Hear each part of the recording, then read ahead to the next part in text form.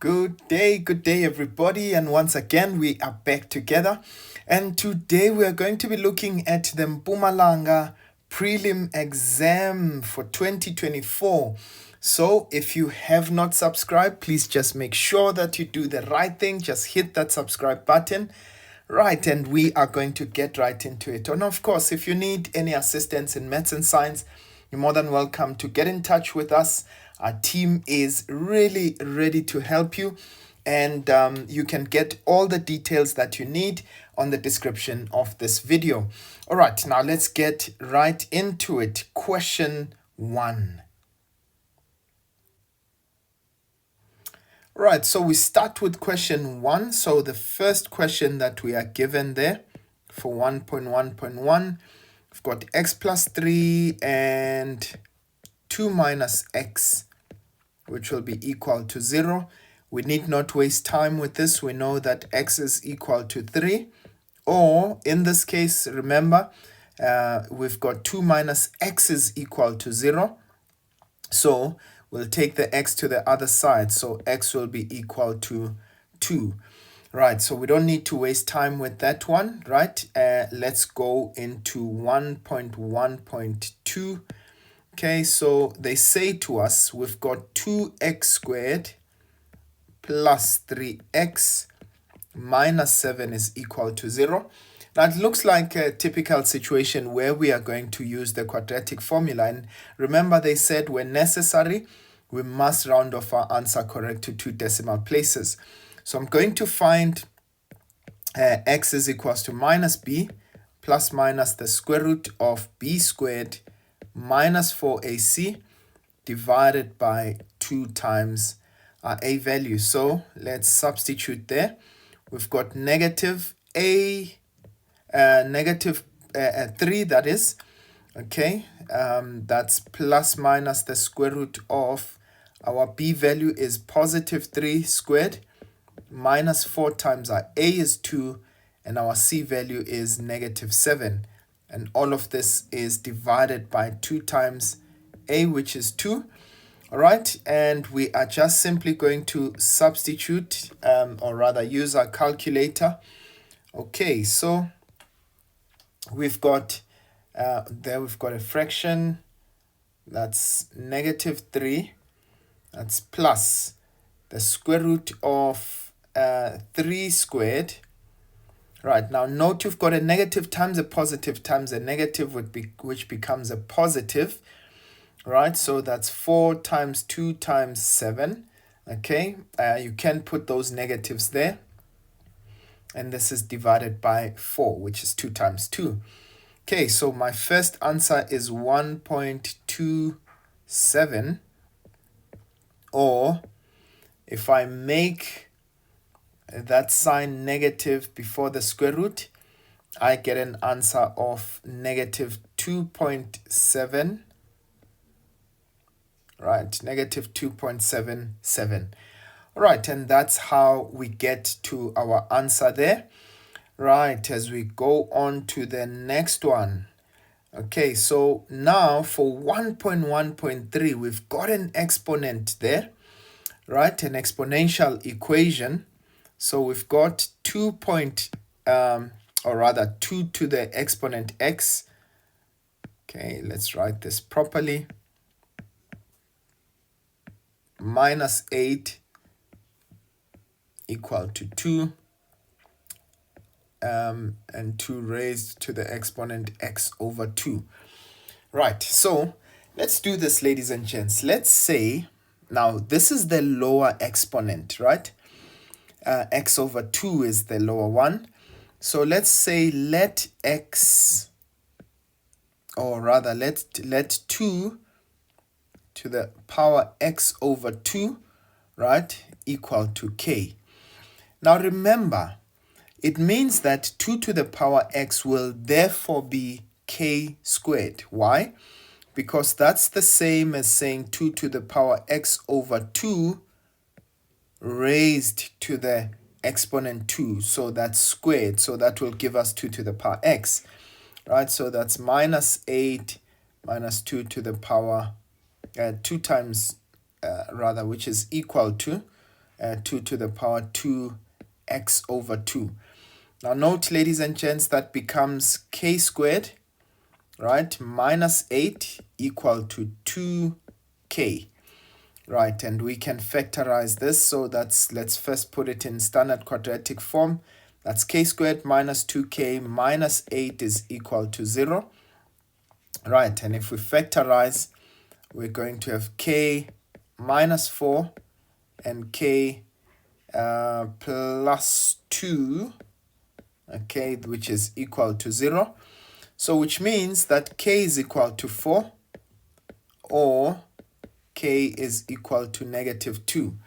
Now remember, in this case, which means this answer here would not be applicable. Why? In this case, because you cannot have a you cannot have an exponent, right, giving you a negative answer. You cannot have an exponential expression giving you a negative solution. Right, so we know that k, so which means 2 to the exponent x over 2 will be equal to, remember 4 is 2 squared, right? So the bases are the same. We can drop down the exponents. So that means x over 2 is simply equal to 2. And so therefore, x is equal to 4. If we cross multiply there, x is equal to 4. I hope that made sense, ladies and gents. Right, the trick is in knowing how to, just make that x over 2 equal to k. All right, now let's go to 1.1.4. That's an inequality, right? Okay, let's just make some space quickly. Right, so we've got 1.1.4. So they've got 7x squared plus 18x minus 9 being greater than 0.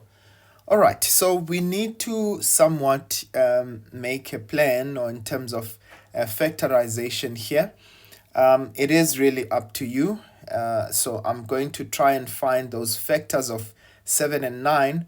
So if I say factors of 7 are 7 and 1, and factors of 9, okay, let's try 3 and 3 first, and let's see if that works out. So if I say 7 times 3, that gives me 21. If I say 1 times 3, that gives me 3, right? And definitely 21 minus 3 does give me 18, right? So that would mean this is my first bracket, and there's nothing wrong if you decided to use the quadratic formula, right? So my first bracket would be 7x and 3, and the next bracket is x and 3, right? And this is equal to 0. Now, ladies and gents, what we need to do is just ensure that the bigger product must be positive, right? And so that will become negative. Okay, right. And that is how the cookie crumbles on this. Right, so that means now your critical values are going to be x is negative, or rather 3 over 7, and the other one at negative 3. Right, so we're going to have our critical values at negative 3 and 3 over 7, right? So remember, this becomes plus, that's minus, that's plus, right? So we want where the solution is greater than 0. So that means in this case, we are looking at this portion here, and it's going to be excluded all the way to negative infinity. And of course, it's positive from 3 over 7 all the way to infinity. So our solution there will be x is an element of negative infinity to negative 3. And remember, we exclude it, okay? As well as 3 over 7 to infinity. Okay, nothing wrong if you decided to write it as x is less than negative 3, or x is greater than 3 over 7. Right, and that's how the cookie crumbles, ladies and gents. And of course, some of you would have preferred to use the quadratic formula there. All right, nothing wrong with that. Okay, Right. So let's go to the next question. Now let's look at 1.2, which is the simultaneous equation. Right, so they've given us the 4y rather, minus x is equal to 4, right? And we also have xy is equal to 8. Now, ladies and gents, I'm going to call that equation 1 and call that equation 2. Now, what I'm going to do is let's just make, from one of them, let's make 1 the subject of the formula. Right, so I'm going to take from equation 1. So from equation 1, I'm going to make x the subject of the formula. So that means if I take the x to the other side, that becomes positive x. I'm bringing the 4 over. So that means x is equal to 4y minus 4. Right? So let's make that equation 3. So I'm going to substitute equation 3 into equation 1, into equation 2 rather. Apologies, you cannot substitute it back into the equation it's derived from, right? So, which means everywhere I see x in equation 1 and equation 2, I am going to put 4y minus 4. So we've got x times y, so which means we've got 4y minus 4 multiplied by the y there, and this is equal to 8. Okay, let's try to solve this. So we've got 4y squared minus 4y. Okay, bringing the 8 over to the other side, that becomes minus 8. Okay, so we can actually solve this a little bit further. Okay, if I divide everything by 4 rather, so we've got y squared minus y, and this is minus 2. Okay, so this is equal to 0. And if we factorize rather, so that would be y, and that would be 2 and 1. So we know that this would be negative and that would be positive. So y is equal to 2 or y is equal to negative 1. Now that we've got the values for y, let's find the values for x. We did say that now we're going to substitute for y is equal to 2 and y is negative 1 in equation 3. Right, so we're saying that's x is 4 times 2 minus 4. So 4 times 2, that is 8 minus 4 will give us 4. Or if we say minus 1, so that would be 4 times negative 1. So x is equal to 4 times negative 1 minus 4. And this is equal to, so that's minus 4 minus 4. And that will give us negative 8. Right, so we've got the values for x and y. We've solved them simultaneously. All right, ladies and gents. And now we're going to move on to the next question. So for 1.2.2, they say to us, write down both lines of symmetry for the graph of y, xy is equal to 8. So I want you to please remember, ladies and gents, so what type of a function is xy is equal to 8? That would be a hyperbola, right? Now, we can rewrite that hyperbola as y is equal to 8 over x. So what does that mean? It means that the asymptotes, the vertical and the horizontal asymptote, would be at x is equal to 0 and y is equal to 0 as well, right? Now, ladies and gents, please, I want you to remember, when we're looking at the hyperbola, we know that the axes of symmetry are always at y is equals to x plus k1, or y is negative x plus k2. But remember, we already know that it passes through the origin, right? So which means in this case, both k1 and k2 would be 0. So that means our axes of symmetry would both be equal to y is equal to x, or y is equal to minus x. Those are the two axes of symmetry. Right, so if you don't understand that, please go and watch our video on functions. Right, very important, particularly the hyperbola. Right, now let's go to the next question, which is 1.3. They say we've got the solution of a quadratic function, or equation rather, given. X is equal to that entire thing that is given there. They say for which values of k will the equation, right, now let's check, have non-real roots. Now please note, ladies and gents, when would roots be non-real? When what is inside the square root is negative, right? Remember, we can't get the square root of a negative number. So which means for any values where 36 minus 4k is less than 0, right? So let's try and solve. So that would be negative 4k is less than negative 36, right, on the other side. So we divide both sides by negative 4. Now remember, once you divide by negative, the inequality changes sign.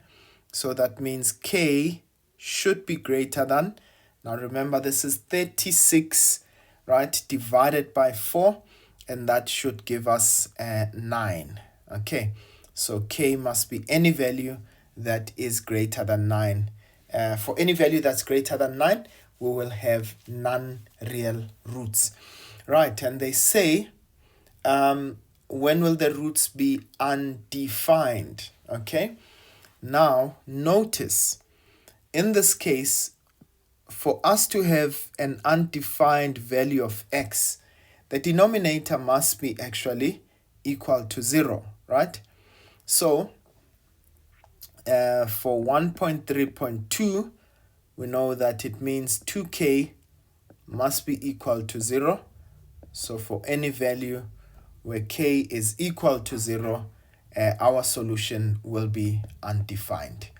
All right, so, and that is how the cookie crumbles. Ladies and gents, you would have earned yourself a good 25 marks there. Let's go into question 2. All right, let's look into question 2. So they say to us the first term of a quadratic sequence, Tn is n squared plus an plus b is 9, and the term and the term of the first difference is 11. Determine the a and b, hence the general formula. Now guys, I want you to note in this case, they've already given us what we normally deem as our a value. So that means that is 1, right? And we see that we are looking for what we usually term as our b and c value.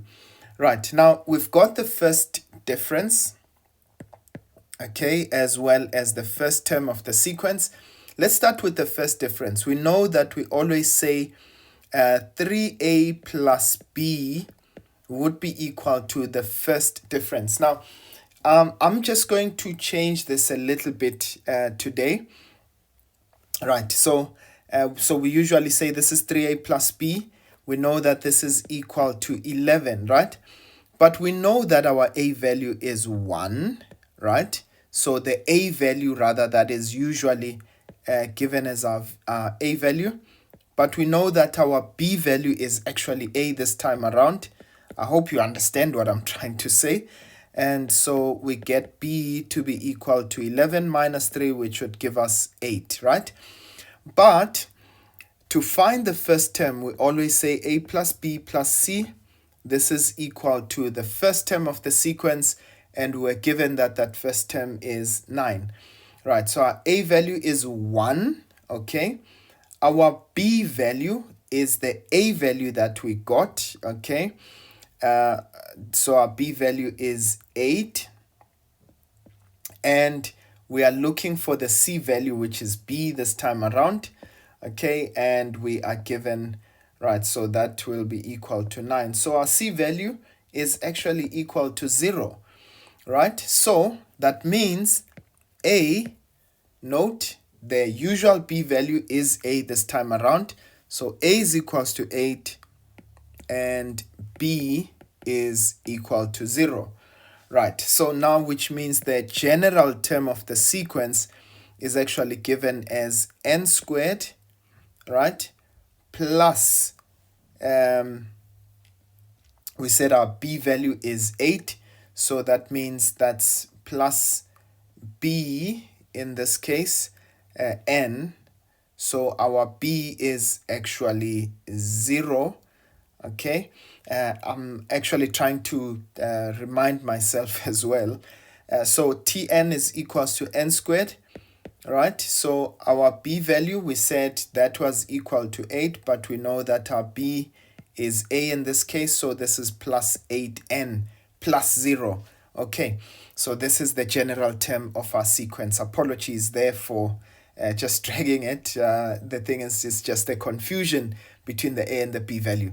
Right, now the next question says, what is the value of the first term of the sequence that is greater than 240?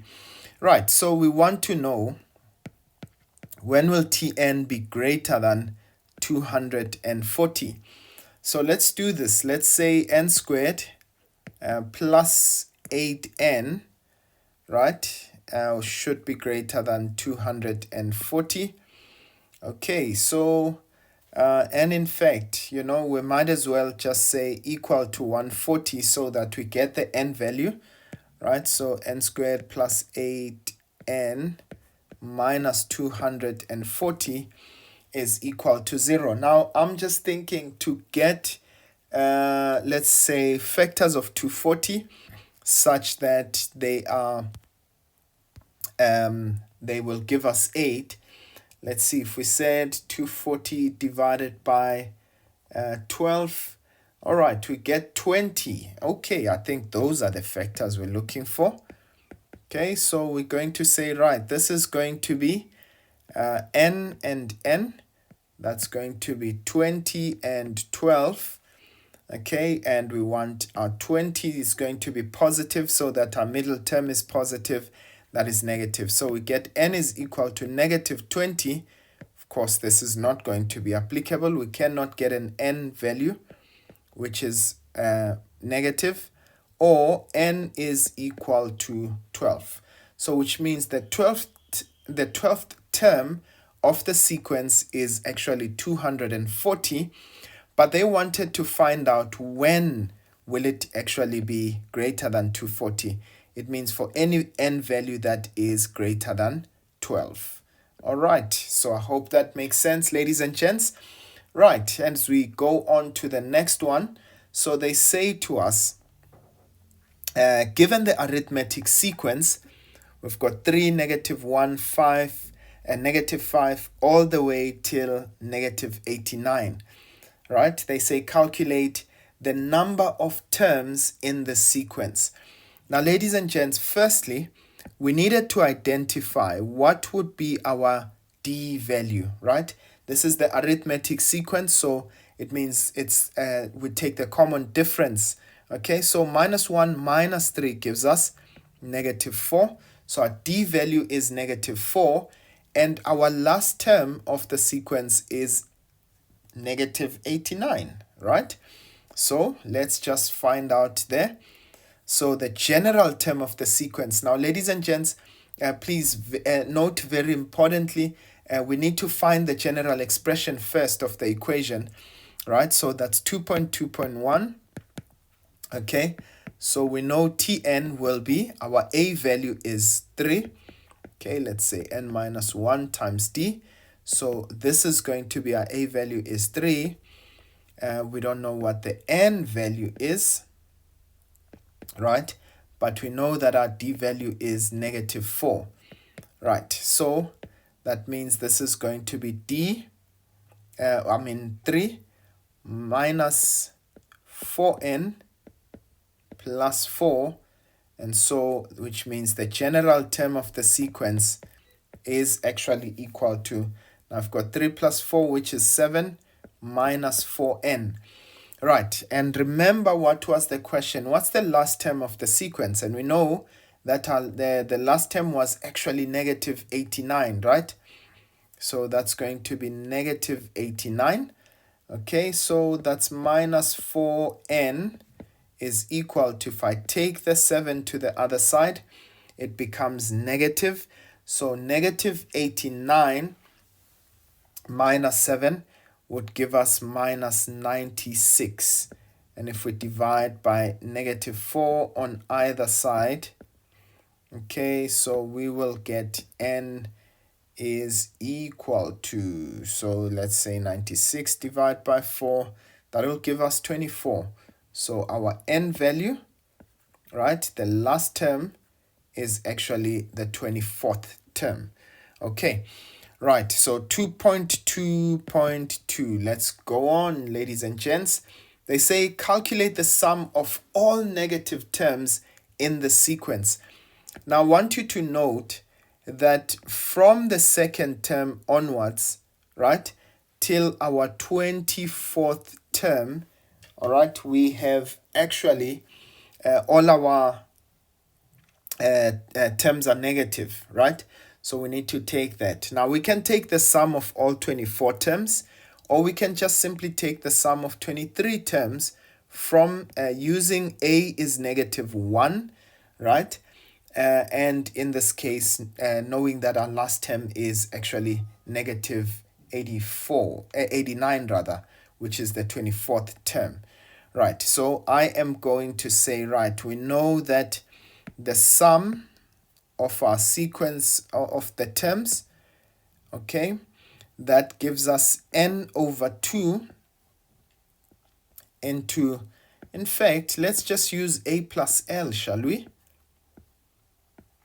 All right, so we want to find the sum of the terms, right? So we know that our n value, now this is the part we need to be really careful. If we're still going to take from 3, it's 24 terms, right? But we need to subtract that 3, right? So we can't do that. So let's take the sum of the 24 terms. That will be 24 over 2. Our a value is 3. And our last term was negative 89. Okay. Right, but remember we said we are going to subtract 3 from this. All right, so we've got 12 into, so that's 3 minus 89, so let's do that. 12 into 3 minus 89, okay, and we get a total of minus 1032, okay, that's the sum. And I'm going to subtract 3 from that.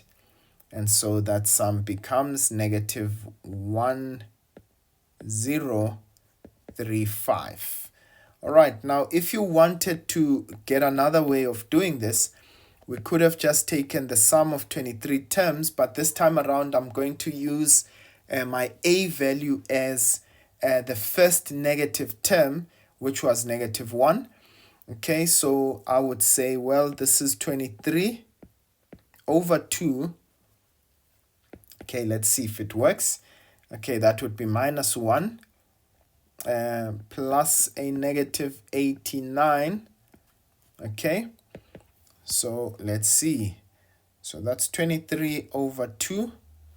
And we're going to multiply it into minus 1 minus 89, this is going to be minus 90.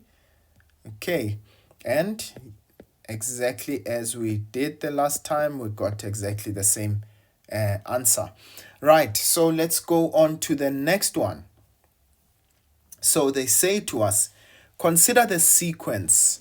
Right, so it's almost the same, but it's now ending at minus 389. Right, now they say determine the number of terms of this sequence that will be exactly divisible by 3. Right, so I want us to see something here, ladies and gents. So we've got our sequence being 3, -1. Okay, we've got -5, and it continues all the way to -389. All right, now, which terms are divisible by 3? So firstly, 3 is divisible by 3. Right, now let's keep adding -4. So the next term here would have been -9, right? Of course, the next one would be -13. Okay, the next one would be -17. Okay, and okay, let me just remove this. The next one will be -21. Okay, and this continues all the way till -389. Now, ladies and gents, I'm trying to show you something here, that if you look at this pattern, it seems like every fourth term is divisible by 21. By 3 rather. Okay, so which means you are going to take every fourth term of the sequence, right? Now, what is the common difference there? Our common difference, if I say -9, okay, -3, right? So that would give us -12. Okay, and similarly, if I were to say -21 minus a -9, that would give us -12. So that's our D value, right? All of those are divisible by 3, right? So our A value is actually 3. Right, now what did they want us to find? They wanted us to find the number of terms, right, in the sequence that are divisible by 3. Right, so firstly we need to find out how many terms are there in the sequence. Okay, so we need to find out what is the number of terms that were there. And by the way, if we start from 389, right, let's see, if I say 389 divide by 3, that is not divisible by 3. But now, what would be the next term that is divisible by 3 from the right? Okay, so I'm just going to keep adding 4, right? That's definitely not divisible by 3, plus another 4, that's -381. Is this divisible by 3? Yeah, so it looks like the last term that is divisible by 3 before 389 would actually be 381. Now, what I'm going to do is I'm going to write this as a different sequence. The first, our A value is 3. Our D value is -12. And our last term is actually equal to -381. All right, now, ladies and gents, we want to find out the number of terms, right? So I am simply going to say, right, we know what Tn is. That would be A, right, plus n minus 1 times D. So that's 3 plus, okay, we don't know what the value of n is, but we certainly do know what D is. That's -12. Okay, now what would be the n value, the number of terms, right, if the last term is actually equal to 381? Right, so let's solve for n. So we are trying to find what is the n value, right, the number of terms, if the term number is actually -381. Right, so let's do that quickly. So I've got, that's negative 12 into n minus 1, which is equal to, if I take the 3 to the other side, I end up with minus 384, right? Negative and a negative, okay? So that's divided by negative 12. Right, so let's do that. Okay, 384 divided by 12. Okay, that gives me 32. So n minus 1 is equal to 32. So therefore n is equal to 33. So ladies and gents, that is our answer, right? It means that the number of terms that are divisible by 21 in this, by 3 in the sequence would actually be 33 terms. All right, so that is really how the cookie crumbles there. Quite an interesting question, right, as we prepare ourselves to go to the next question. All right, let's look at question 3. They say the first 3 terms of a geometric series are as follows. That's 3, 2, 4 over 3, and 8 over 9. Let's say explain why the series converges. Right, so remember, when we talk about a convergent series, all right, so I'm trying to just change color there. Right, so when we talk about a convergent series, we simply mean that the R value, so if we were to calculate the R value there, what would be our common ratio? Okay, so we can say T2 divided by T1, and so that would be 2 over 3, right? So that's our common ratio. So we can state that R is actually less than 1 and it is greater than negative 1. So that is the reason that it converges. Now they say calculate the sum to infinity. So remember, sum to infinity, we always say A divided by 1 minus R.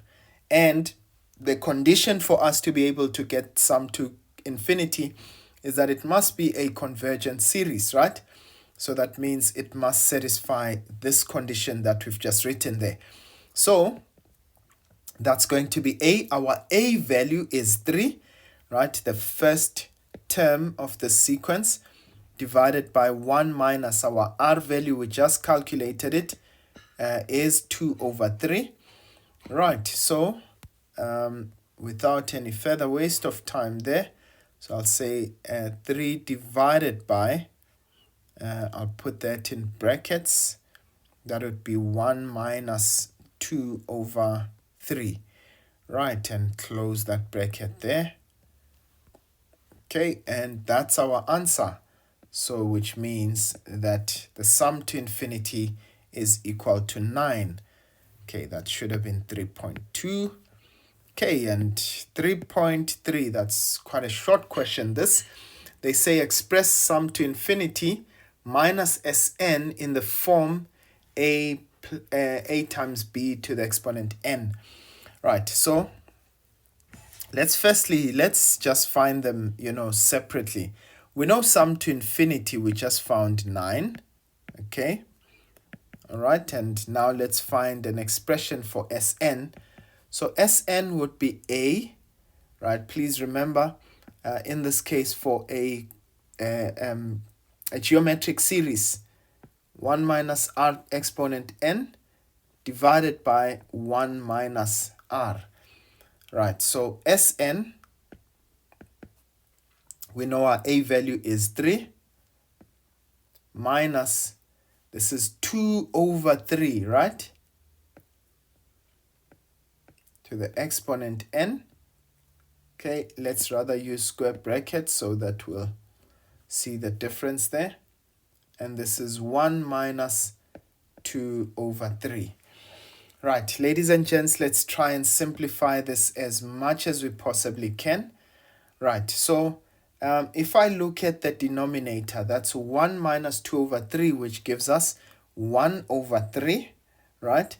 And 3 divided by 1 over 3, this will give us 9. Okay. So this will be 1 minus 2 over 3 to the exponent n. Right, now remember they said to us we need to find an expression for sum to infinity minus Sn. Okay, and in this case we are going to say this is 9 minus, this is 9 into 1 minus 2 over 3. In fact, why don't we actually multiply the 9 inside that bracket? Okay, so that's exponent n. Okay, right, so this would be 9 minus, so 9 times 1 would be 9. 9 times that entire expression, negative times a negative becomes a positive, and we're left with 9 times 2 over 3 to the exponent n. And ladies and gents, we can cancel those 2 out.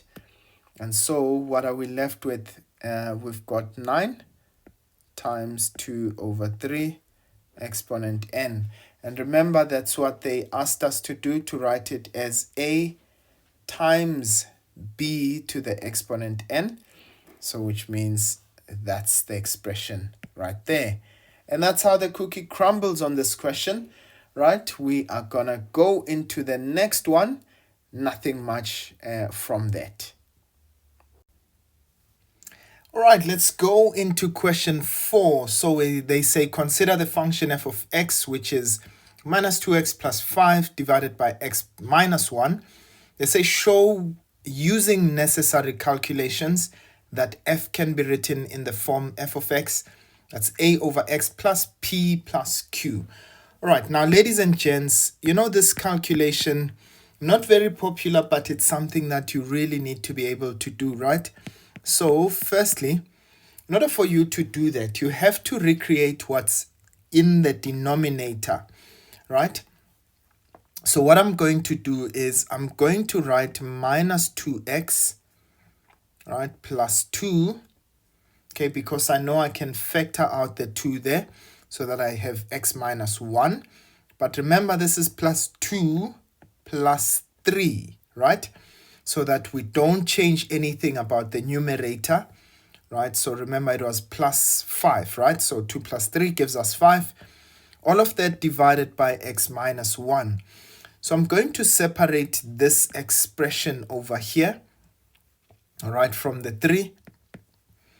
So we have minus 2x plus 2 over x minus 1 plus 3 over x minus 1. So those are the laws of fractions, right? Our denominators are the same, we just simply add the numerators. Right, so now what I have at the top there is that I've got negative 2, so I can take out the negative 2. And what do I have? I've got x minus 1. That's exactly what I wanted. Divided by x minus 1, right? Plus 3 over x minus 1. And what happens? This cancels with that, and I'm left with negative 2 plus 3 over x minus 1. So that is your f of x value. And if you want to write it in the standard form, that's 3 over x minus 1, that's minus 2, right? And that is how the cookie crumbles over there, right? And now they say to you, write down the equation of the asymptotes, right, of f, if f of x is 3 over x minus 1 minus 2, which is exactly what we found. So remember, so this would be our vertical asymptote. So for our, okay, so that's 4.2. Okay, so we've got our x, or vertical asymptote, is x is equal to 1. Please remember that it actually changes sign, right? And then the other asymptote is y is equal to negative 2. So the y1 actually just remains as is, right? So those are the two equations of our asymptotes. Now let's go for the next one. So for 4.3, they say calculate the intercepts of the graph of f with the axes. Right. So looking for the x-intercept as well as the y-intercept, okay? So that's the other part there. So we know for the x-intercept, we're going to say y is equal to 0, okay? Or f of x is equal to 0. So we're going to say 3 over x minus 1 minus 2 is equal to 0. Right, now if we cross multiply there, or if we say 3 over x minus 1 is equal to 2. Now remember, this is 2 over 1, right? So if we cross multiply, we've got 2 into x minus 1, 2 times x minus 1 is equal to 3, right? And so as a result, to find our, so this is going to be 2x minus 2 is equal to 3. If we take this to the other side, so 2x is equal to 5. And if we divide both sides by 2, we get x is 5 over 2. Now note, this is the x-intercept, and so the y-intercept, we know x is equal to 0. So we're taking f of 0. So everywhere we see x, we are simply going to put a 0 there. So 3 divided by 0 minus 1. Okay, that's minus 2. And so that gives us negative 3, negative 2. And so that will be negative 5. Right, so our y-intercept is where x is 0 and y is negative 5. But of course, for our for our x-intercept, we've got 5 over 2 and 0. And for y-intercept is 0 and negative 5. Right, now they say to us, sketch the graph of f. Right, so now we know that we've got our x-intercept, our y-intercept, as well as our asymptotes. So that's the first thing that we're going to draw there, our asymptotes. So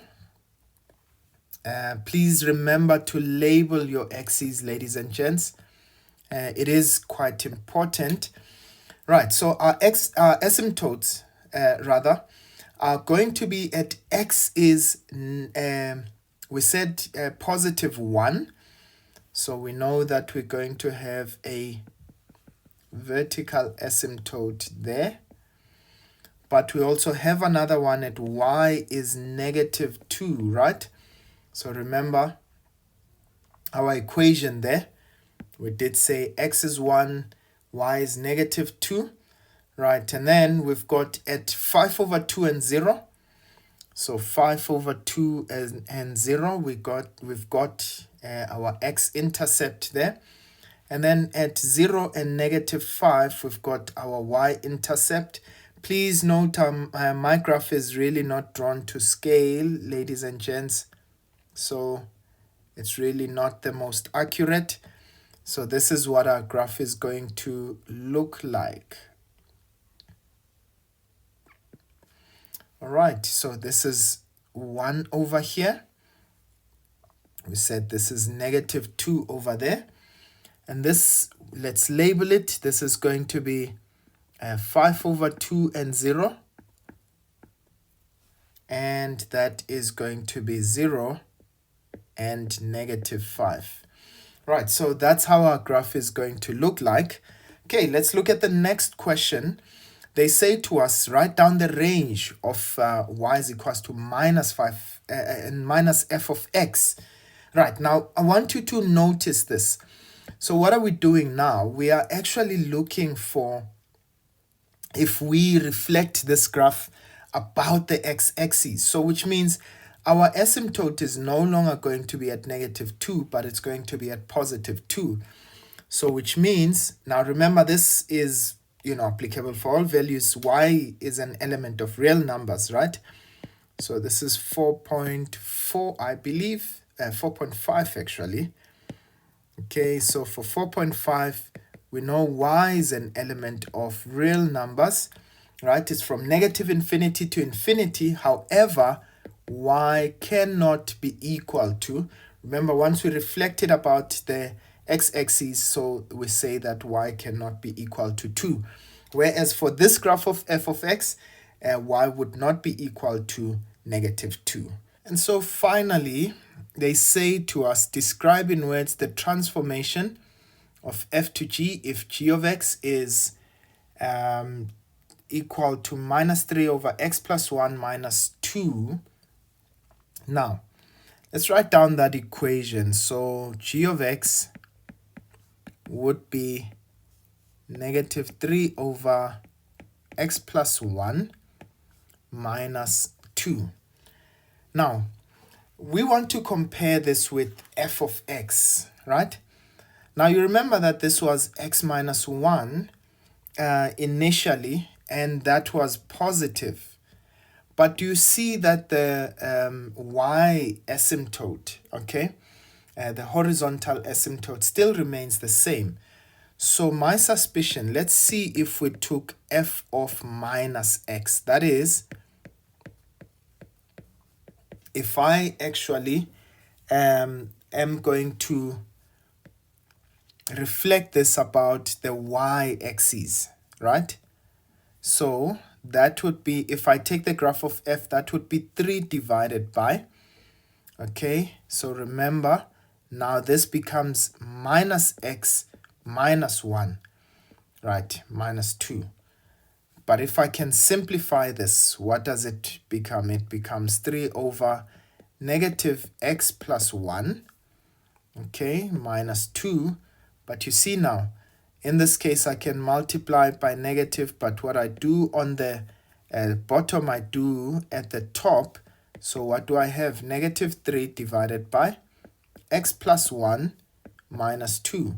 So let's describe what the transformation is from f to g. So it means that we are reflecting the graph of f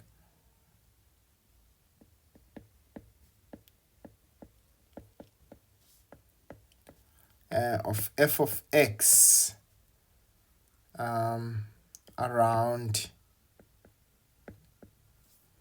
the y-axis,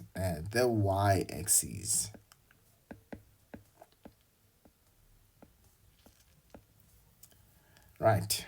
So that is really how we are going to do it. So that is how we actually, what we did to get the graph of g. We reflected the graph of f around the y-axis, and that's how we got the graph there of g of x. Ladies and gents, let's move on to the next section, right? And we leave it there for this graph. Right, and now we look into question 5. They say sketched below is the graph of the function f of x, which is ax squared plus bx plus c, and g of x, which is d to the power of x plus q. Right, they give us the coordinates there of a, right? So we know a is -3 and 0. I'm just going to put that there. And b would be 1 and 0. And they say these are the x-intercepts, and c, we know that it would have the coordinates 0 and 6. So that we know that the value is 6 over there. In fact, I can even write that as 1, and that as -3 over there. Okay. Right. Now they say to us the graph of g passes through the origin and the point 1 and 2. So at some point there, we will have the coordinates 1 and 2. That is for the graph of g. Right, now the first thing they ask us to do is use the graph to determine the values of x, where f prime x. Now remember, ladies and gents, when we're looking at f prime x, we're looking at the gradient of the graph, or in this case, we can even say whether the graph is going uphill or downhill as we go towards the right, okay? So we are looking at the gradient, okay, of f and g of x. Now, in this case, g of x, we are looking at whether the y values are positive or negative. Now, they say f prime x times g of x less than 0. Now, when do we have something that is less than 0, that is negative, right? So either when we've got f prime x positive and g of x negative. Now let's look for that solution. F prime x being positive means I am going uphill, right? Remember, the graph of f is going uphill. Where is it going uphill as I go towards the right? So it is uphill over this area over here, right? But it should be at the same time where g of x is also negative, right? And you'll see that g of x is actually negative all the way up until we get to the origin. So that means our solution would be from negative infinity. The graph of f of x is f prime x is actually positive, right? It's going uphill from negative infinity. The graph of g of x is negative from negative infinity, okay? And all the way up until, all the way up until the turning point of f, okay? So our first solution here, okay, is x is an element of negative infinity until the turning point. Now, what would be our turning point? It would be the midpoint between the two x-intercepts, right? So that's minus 2 plus 1 over 2. That would be our turning point. So that would be, all right, that would be negative 1 over 2, right? Actually, I made a mistake there. That's negative 3 plus 1. So that would give us negative 2 over 2, and which is negative 1. So, which means the turning point there would be the point negative 1. So our solution would be from negative infinity until the turning point of f, right, which is 1. Now let's swap these around, where f prime is negative and g of x is actually positive, right? So where is f prime negative? From the turning point all the way till infinity, right? It is going downhill, right? And then g of x is actually positive from 0, okay, all the way to infinity. So then our next solution would actually be from 0, okay, all the way till, let's see, want f, yeah, all the way to infinity. So this will also be from 0 to infinity. So x would be an element of negative infinity till 1, okay, and from 0 all the way to infinity. So that's the entire solution there. Or you can say x is less than 1, all right, or x is greater than 0. That would be in inequality form. Right, now let's go to the next portion, guys. They say determine D and Q. So D and Q, so firstly, we've got the point 0 and 0 that g of x is passing through. So g of 0 would be d raised to the exponent 0 plus q. This is equal to 0. So anything to the power 0 is 1. 1 plus q is 0. And so q would be negative 1. Now to find the value of d, we're going to say g of x. That means this is equal to d raised to the exponent x minus 1, okay, But we've got the other point, which is 1 and 2. So when x is 1, okay, d raised to the exponent 1 minus 1, y is actually equal to 2. So d minus 1 is equal to 2. So d is actually equal to 3. Right, so the equation there. Right, so we found d equal to 3 and q is equal to -1. I hope that made sense, ladies and gents. Right, now as we go to the next one, so they say to us, determine the inverse of g, right, in the form y is equal to. Now, we know the new formula for g of x is equal to 3 exponent x minus 1, right? So we can write this as y is equal to. But remember, when I take the inverse, for the inverse graph, that would simply be x is equal to 3 to the power x, to the power y rather, minus 1. So we need to turn this into something that has y is equal to. So let's take the 1 to the other side. So that's x plus 1 is equal to 3 raised to the exponent y. Now, ladies and gents, remember this is where we introduce logs. Okay, so means the log of x plus 1 would be equal to y log 3. And if we divide both sides by the log of 3, log 3, right, that means the equation is y is equal to log base 3 of x plus 1.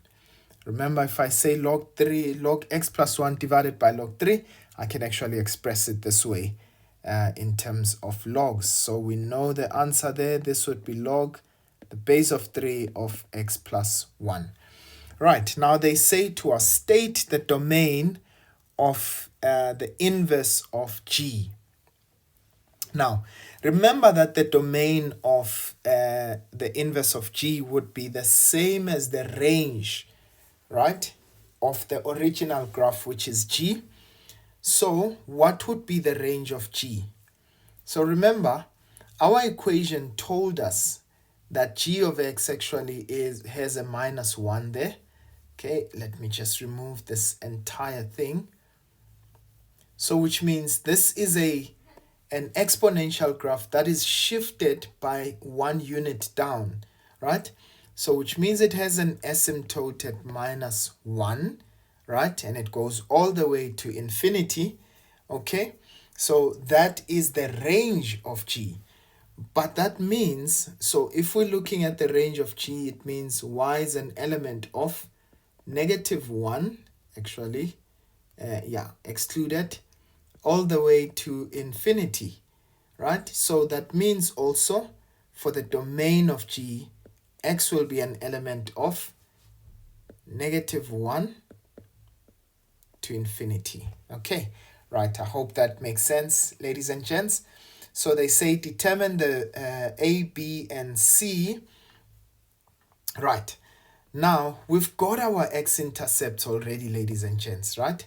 So what I'm going to do is I'm going to say y is equal to a into, that's x plus 3. Note that I had an x-intercept at -3, but when I put in the brackets, then I have to change the sign. So that's x plus 3 as well as x minus 1.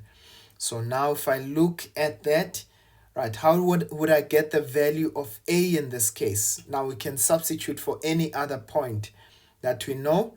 And I know that when x is 0, y is 6. So I'm going to say 6 is equal to a to 0 plus 3 and 0 minus 1. Okay, so this would be a, that's 3 times -1, that's minus 3, which is equal to 6. And if I divide both sides by -3, I get a is equal to -2. All right, now there we go. So we've got the value of a. Now we can find all the other values. So which means this is y is equal to -2 into x plus 3, x minus 1. Nothing wrong if you decided to substitute there. I mean, you already know that the c value is 6, and you can actually just substitute. But I chose this route. Okay, so that will be x squared, x times x, I'm working inside the bracket.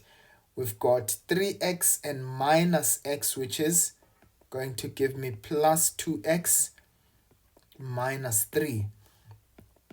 But then, if I multiply the -2 in, that would be -2x squared minus 4x plus 6.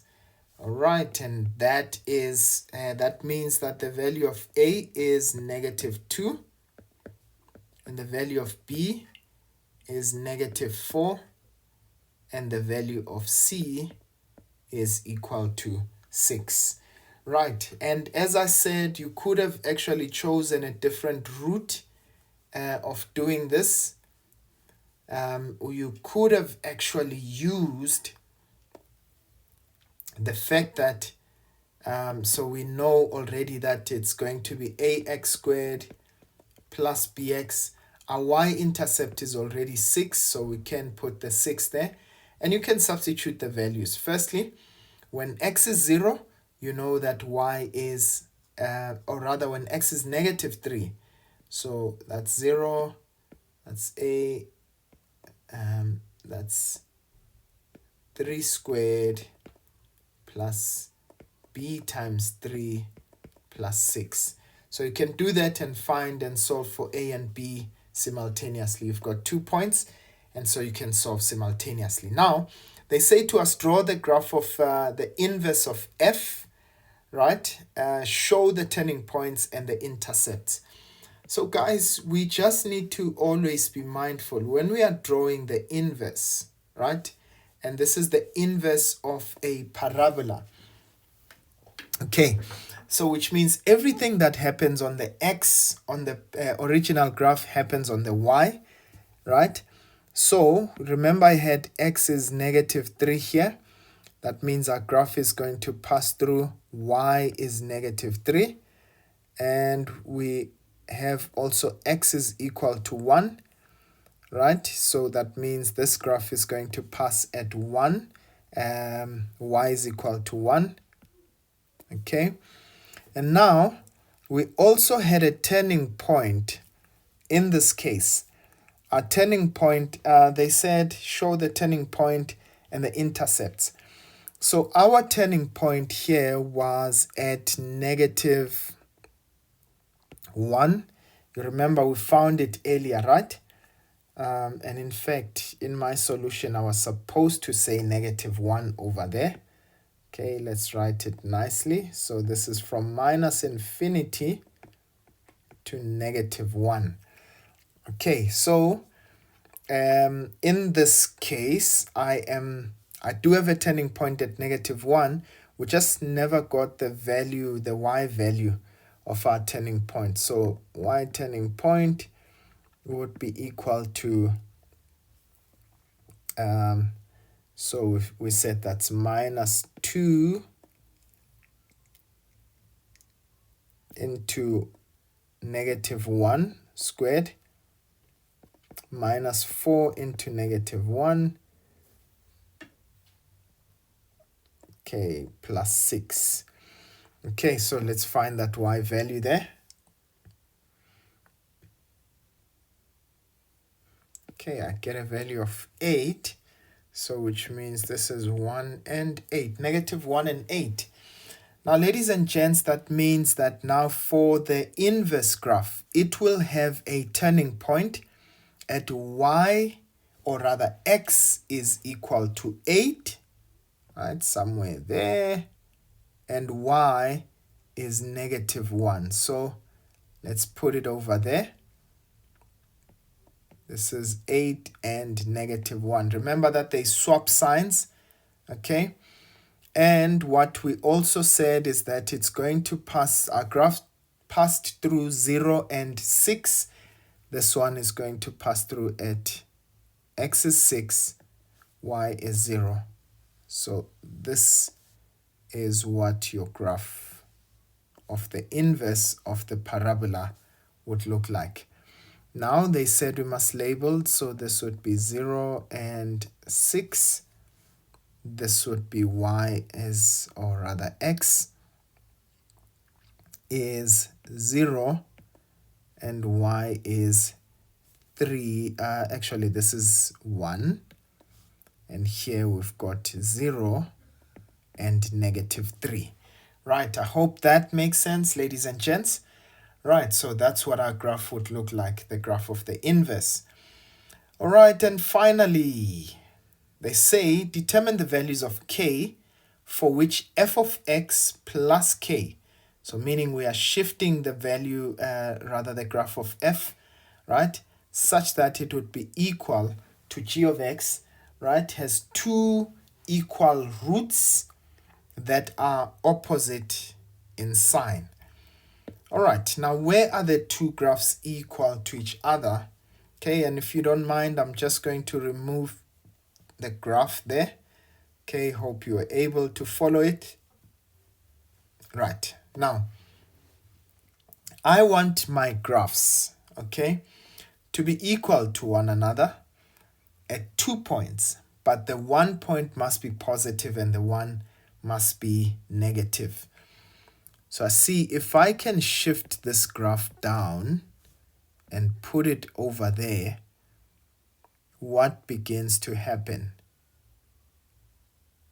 Yes, they still touch one another at 2 distinct points, which is, okay, I'm going to indicate them in blue, which is here and over there. But you see the one part is that it's 0, and the other part is actually negative. Actually 0, right? So this part is where they meet one another. The other part they meet at the origin, right? But now I don't want it to be, the roots should be definitely opposite in sign. So which means f of x must be lowered to the point where it gets to the origin, right? But if it passes that point, if we lower it any further, then we will start having them equal to each other or intersecting at 2 points that are not opposite in sign, right? So which means that k must be any value, right, that is greater than 0, but we must not be, k must not be actually, and we must not take it down by 6 units, right? So we're going to say k is an element of, right, so we can take any value going down, right, from, so it must not be less than negative 6. So it must be greater than negative 6. Okay, but it must be less than 0.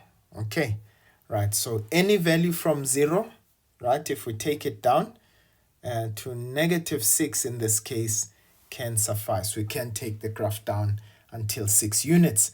Right, and so that is really how the cookie crumbles, ladies and gents.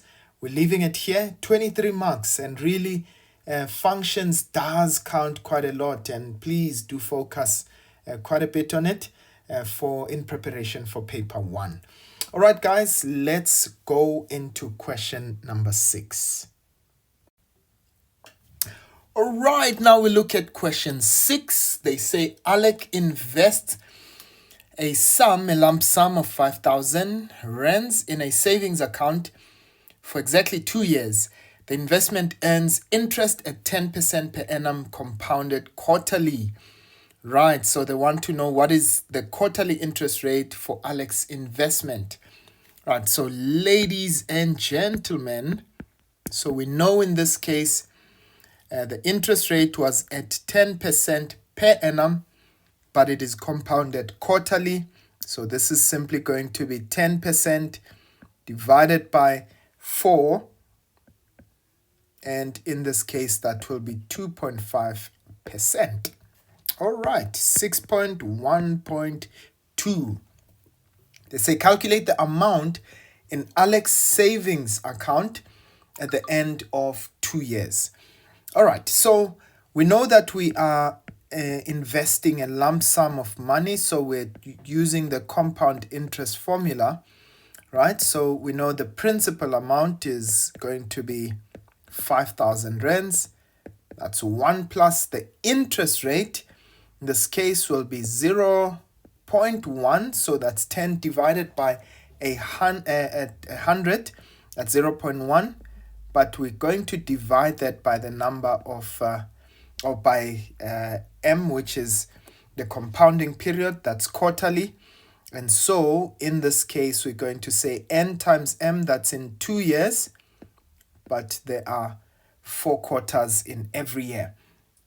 Right, so we're going to say, right, so just put this in our calculator.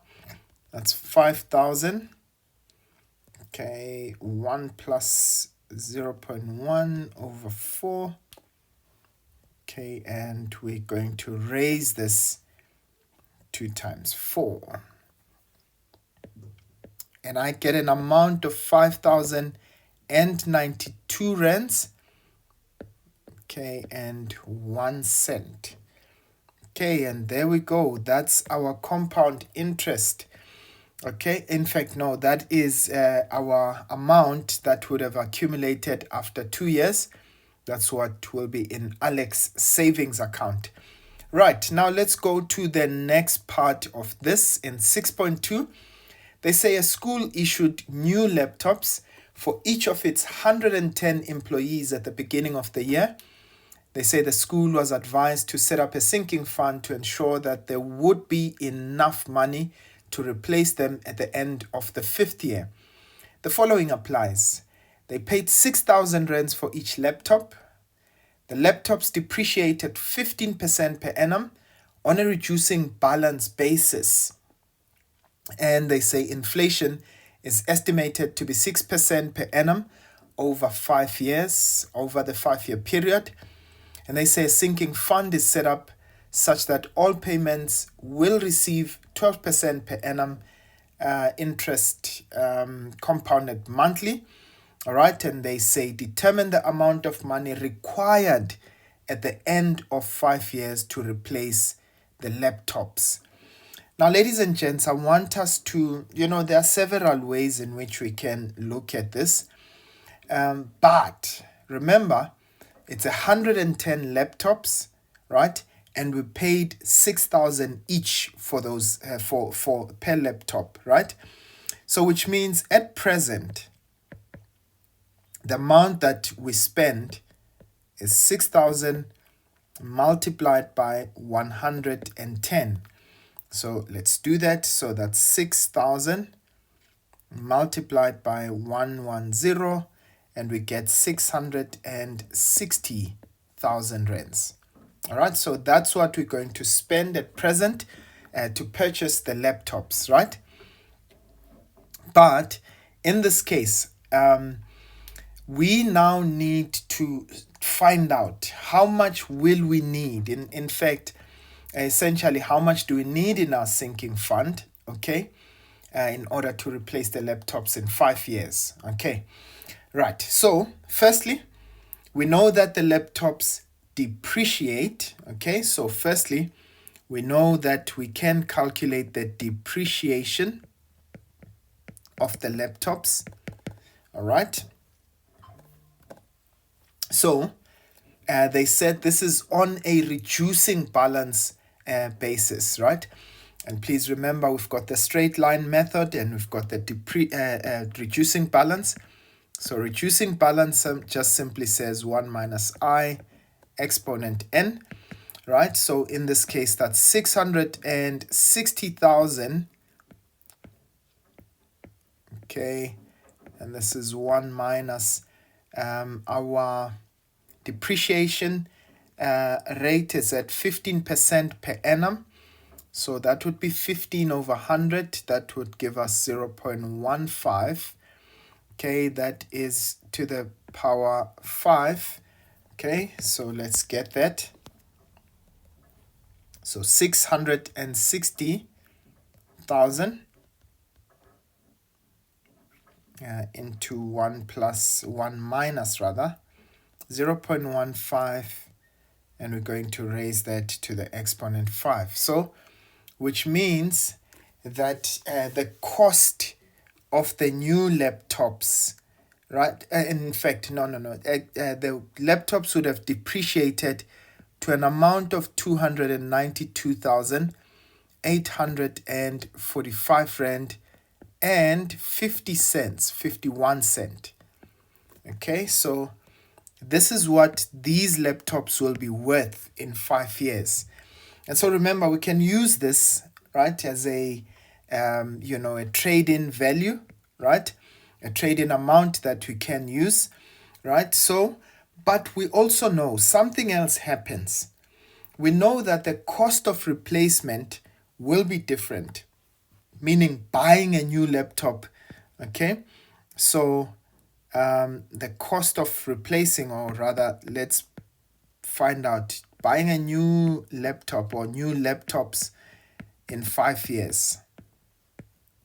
Right, so we know there's inflation, so we're going to simply say, right, that's P into 1 plus I exponent n. Right, so remember that 660,000. That's 1 plus. Now let's look at our inflation rate. In this case, that's 6% per annum, right, over the 5-year period. So we know that inflation is at 6%, so that's 6 over 100. That will give us 0.06, and this is over the 5 years. So 660,000 into 1 plus 0.06 exponent 5. All right, now which means to get new laptops, 883,228 and 88 cents. Right, so this is what it will cost us to get new laptops. All right, but now remember, we can get, we can use the trading amount as a deposit. Okay, so meaning that, remember what they asked us. They wanted to find out, determine the amount required at the end of 5 years to replace the laptop. Okay, so which means the amount that we will require will be the difference between the two. Okay, so the amount required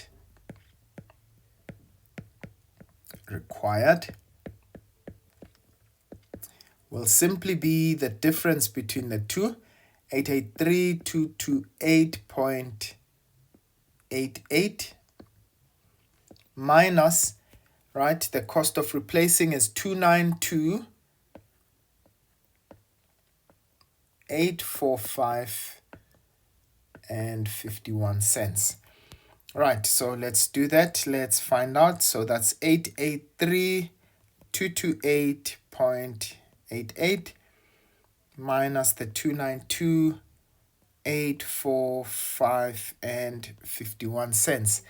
Right, so which means the cost of replacing, this is the amount that we will require, and that's 383 and 37 cents. Right, so this is the amount that we will require to replace or to get new laptops. Right, so now they say to us in the next one, determine the monthly payment that should be made into the sinking fund to ensure that all 110 laptops can be replaced at the end of 5 years.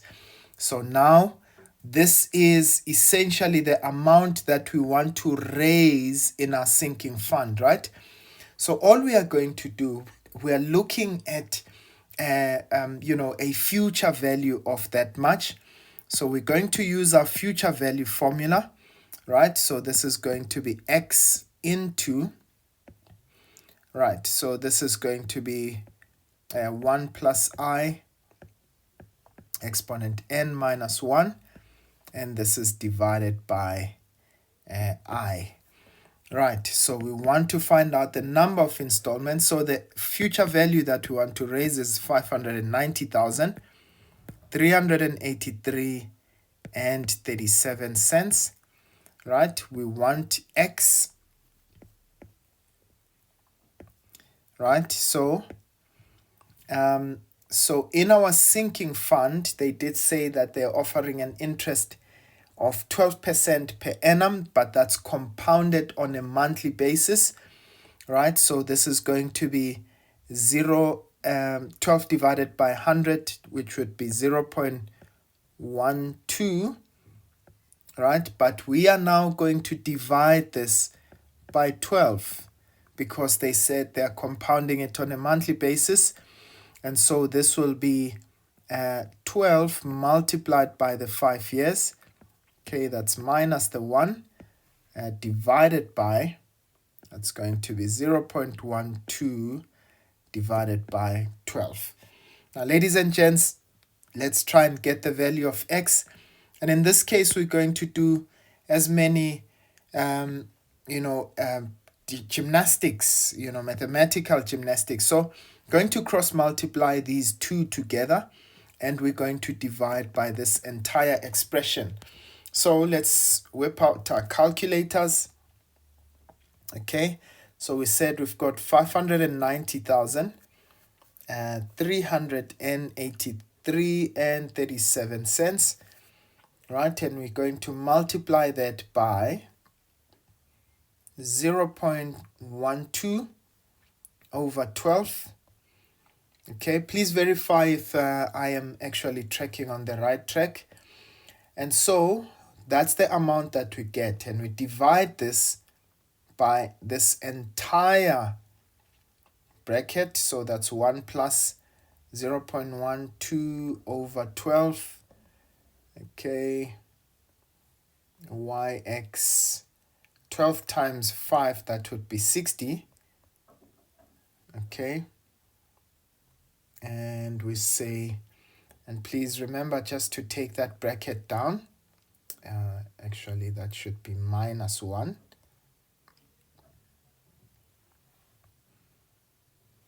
And I close the bracket. I'm just trying to see if I've done this correctly. Yes, that looks like that is absolutely correct. Okay, so that means that I get a value of x, which is now the monthly installments that I'm going to deposit into my sinking fund.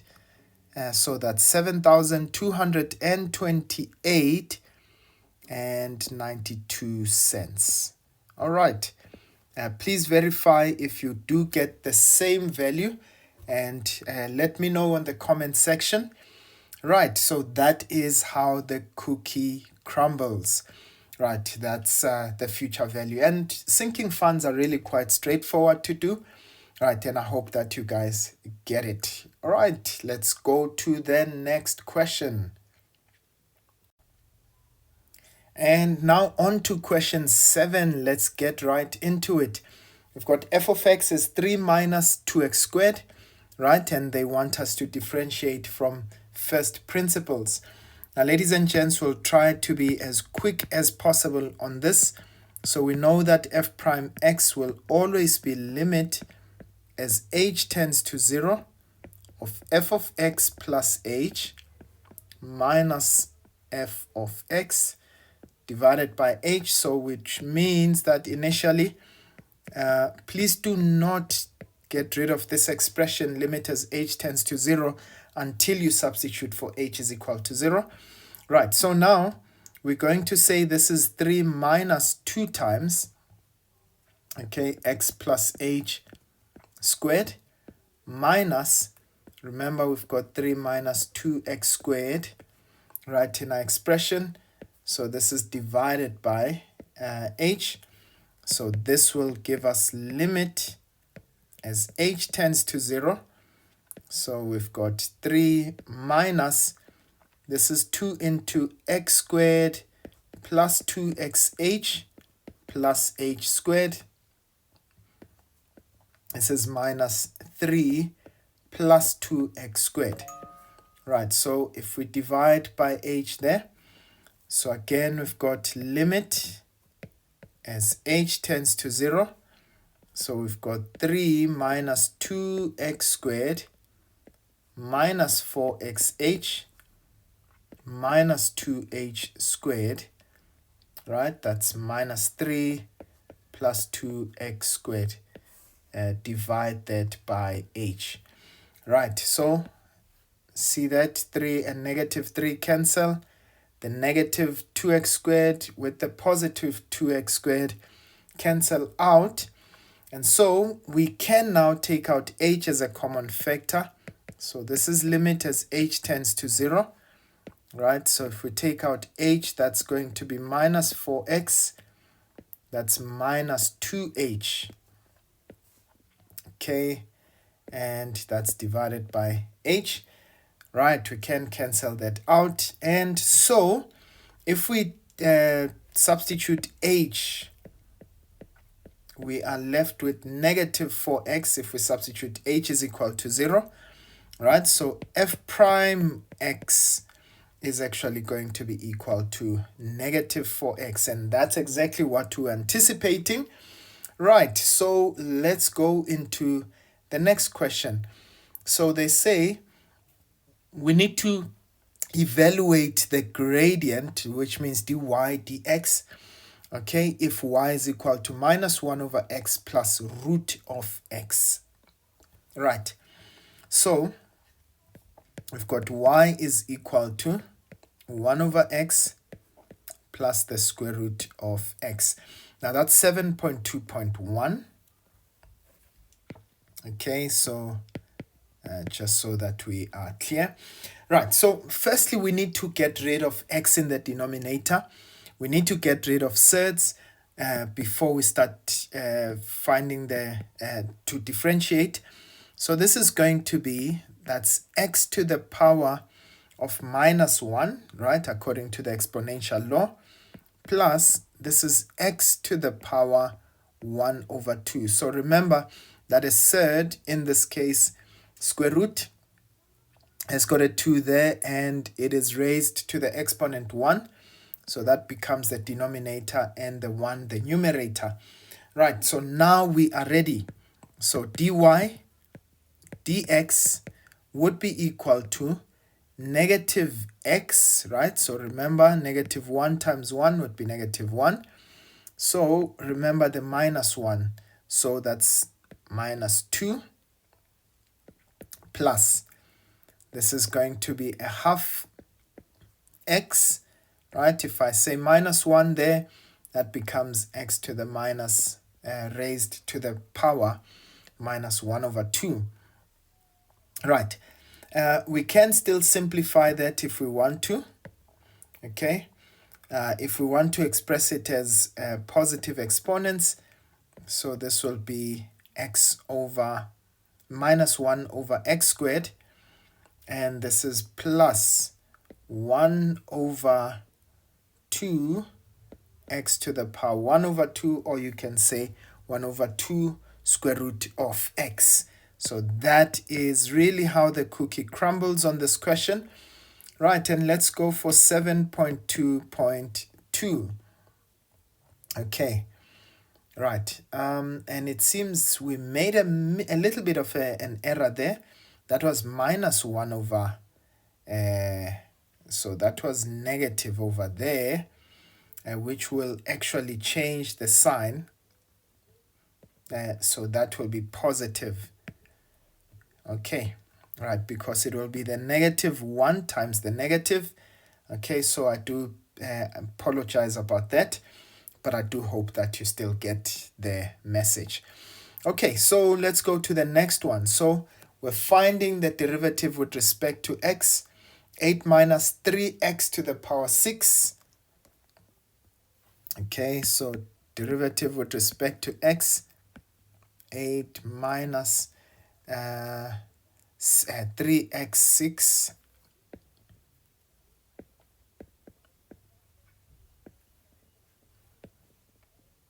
and this is divided by 8x to the power of 5. Right, once again, ladies and gents, we can only start differentiating once we have gotten rid of what is in the denominator there. Okay, so we've got 8 over 8x to the power 5 minus 3x to the power 6 divided by 8x to the power 5. Right, so let's get into it. So the 8 and the 8 cancel. So I've got 1 over x to the power 5, but we can write this as x to the power minus 5. Right, so that's minus 3 over 8. Now note x to the power 5, right, we are going to subtract 5 there, and we'll be left with 1. So this is 3 over 8x, right, to the power 1, or we can just say 3 over 8x. Right, so now we're ready to find the derivative. So this is going to be equal to negative 5x to the power minus 6, okay, minus 3 over 8. Right, and that is simply how the cookie crumbles. Or we can say this is minus 5 over x to the power 6 minus 3 over 8. Right, and that's really it when it comes to differentiating there. Right, and which brings us to the end of this question. Right, I hope that you were able to understand, and as we go into the next section. And now we get into question 8. So they say to us, sketched below is a graph of the cubic function f of x. Right, so that entire expression, they say a is negative 6 and 0, b is minus 1 and 0, c 2 and 0, and f is 0 and 24. Right, so they say show that a is equals to negative 2, b negative 10, c 16, and c, I think that was supposed to be d. Okay, so that's supposed to be d equal to 24. Right, now ladies and gents, you are given the x-intercepts in this case. So that means we can actually write f of x in this manner. Right, so this is going to be a into, we've got x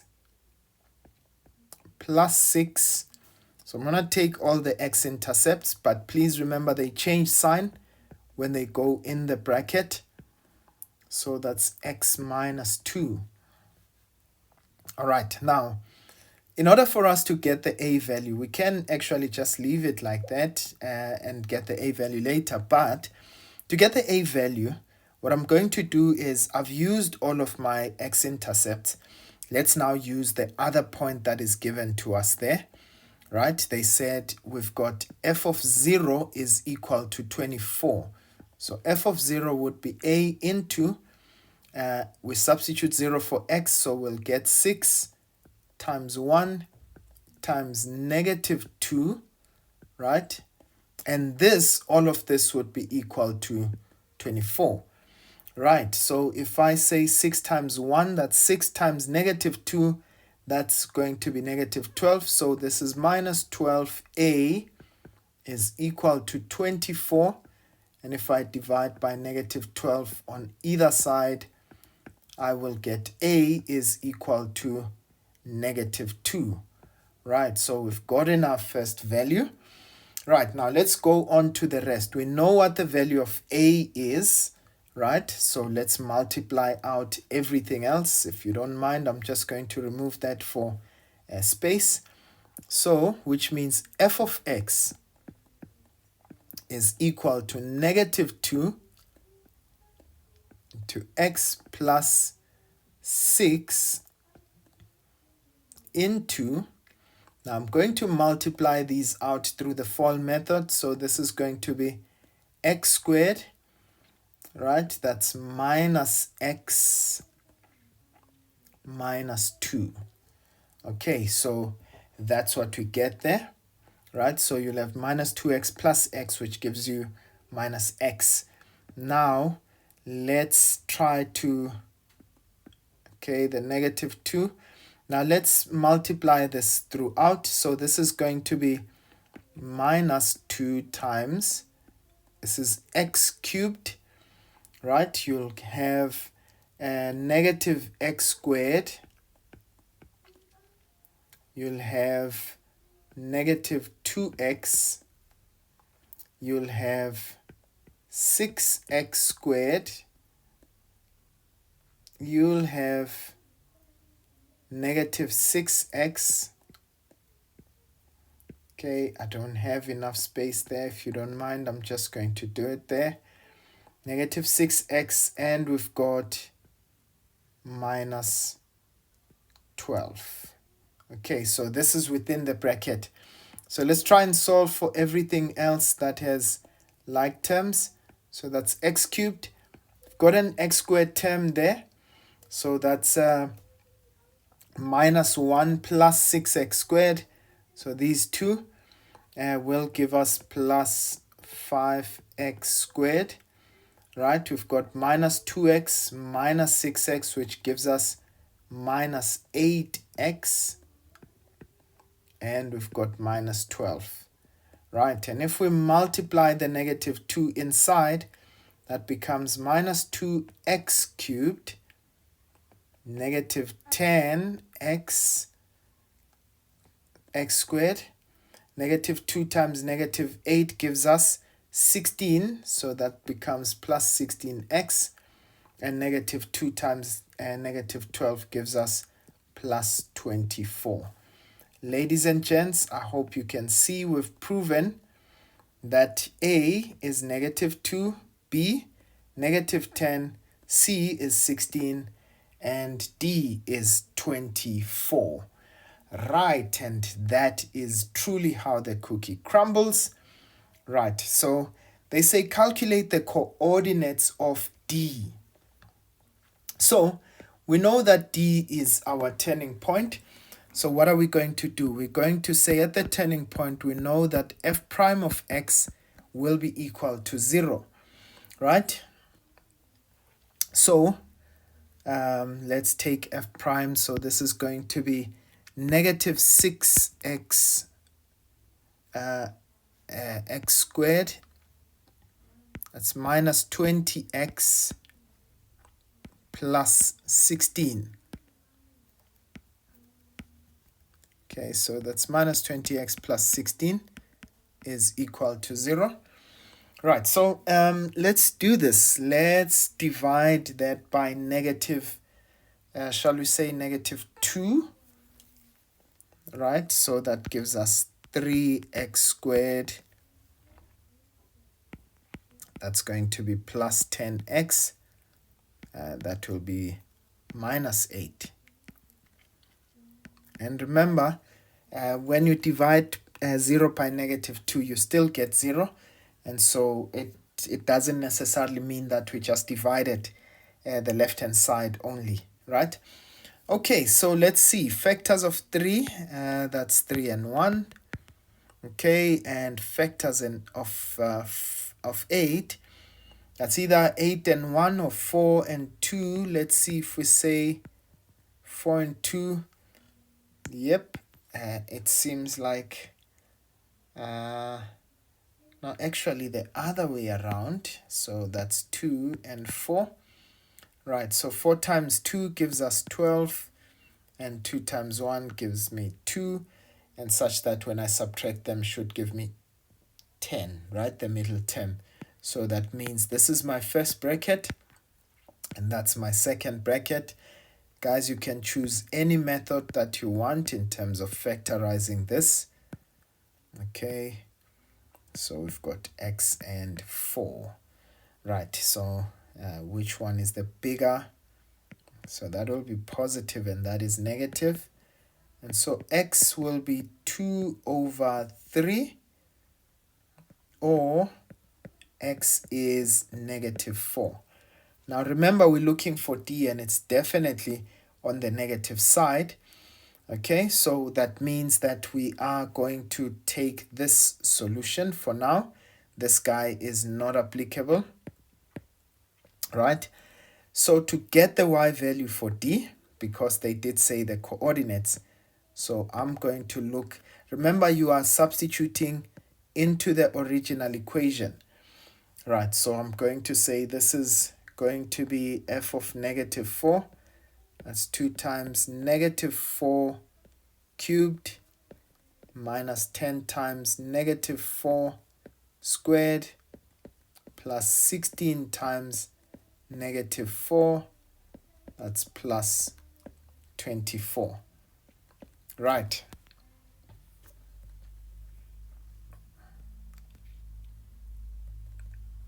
So that's 2 into negative 4.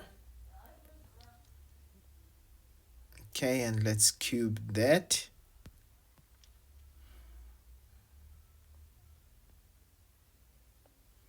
That's minus 10 into negative 4 squared.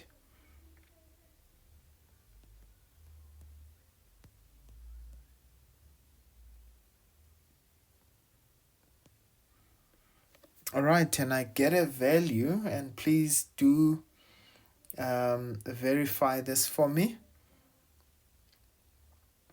I get a value of negative 328.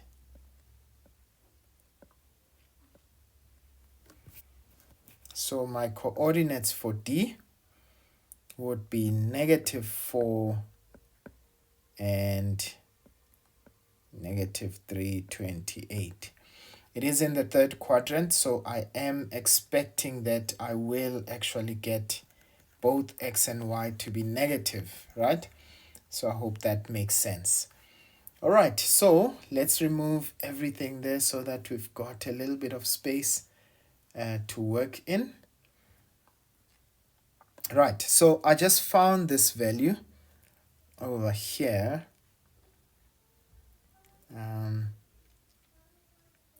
So this is negative 4 and this was negative 328. Okay, right, now they say to us, write down the value of P and Q if the graph is translated in such a way that the point D is moved to the origin. That is, the new graph has the equation y is equal to, that's f of x minus p and q. Now remember, to get this point to be at the origin, it means we would need to move the graph, right, by 4 units to the right, okay? And we are going to have to move the graph 328 units upwards, so that that point is actually sitting at the origin, right? So which means the p value, okay, remember when we are shifting our graph to the right, okay, we're going to say minus p. So p is actually just, because they've already said that's minus, so p is equals to 4, and q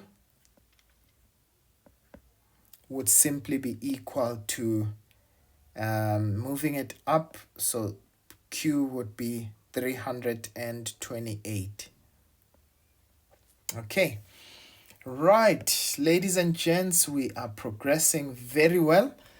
Right, so now let's go to the next questions. They say, for which values of x will f double prime of x multiplied by f of x be greater than 0. Now, let's talk about this. F double prime of x, f of x be greater than 0. Now, ladies and gents, I want us to remember, for us to have an answer that is greater than 0, it means that the signs have to be the same. So if I multiply positive times a positive, right, I will get a positive, so that's greater than 0. Or if I say a negative times a negative, I also get a positive, right? So that is also greater than 0. Now let's start with the first one. Let's assume f double prime is positive, which means fx must also be positive. So where is the graph? Now, what does f double prime being positive mean? It means that this is concave up. Concave up. So where is the graph concave up? Okay. And also, please note, it's not only just concave up, but it means that it is also positive. So the graph is concave up from negative infinity until the point of inflection. And by the way, we can obtain the point of inflection, right? So it would, usually we say that it would be, we take double prime, f double prime, right? And make that equal to 0, right? To get the point of inflection. So the graph is concave up there, right, till the point of inflection. But where is it positive? It is positive over there. So we want where it is concave up and positive at the same time. So that must be at that point. So our first solution for that is that x must be an element of negative infinity until, in this case, negative 6. But because we are only looking for greater than, okay, we are only going to exclude negative 6. Right, now let's take the scenario where f double prime is negative, meaning concave down, okay, right, but also the graph is below the x-axis, so it is negative. So where is it concave down? I'm going to indicate in the blue, right? So this graph is concave down over there, right? So this is from the point of inflection, okay? So we definitely need to find that point of inflection, right? So from the point of inflection till we get to this value of b, right? Because it's negative over there, right? As well as concave down, okay? And then we also have from 2 all the way till infinity, it becomes negative. All right, so for the point of inflection, we definitely do need that point there. We said f prime x. This is, okay, so this is going to be minus 6 x squared. That's going to be minus 20x plus 16, right? And in this case, when we say f double prime, it's going to be minus 12x plus 20, and this is equal to 0. So we've got negative 12x is equal to negative 20, and if we divide both sides by negative 12, our x value would be 20 divided by 12, So both of them are actually factors of 4. So that would be 5 over 3.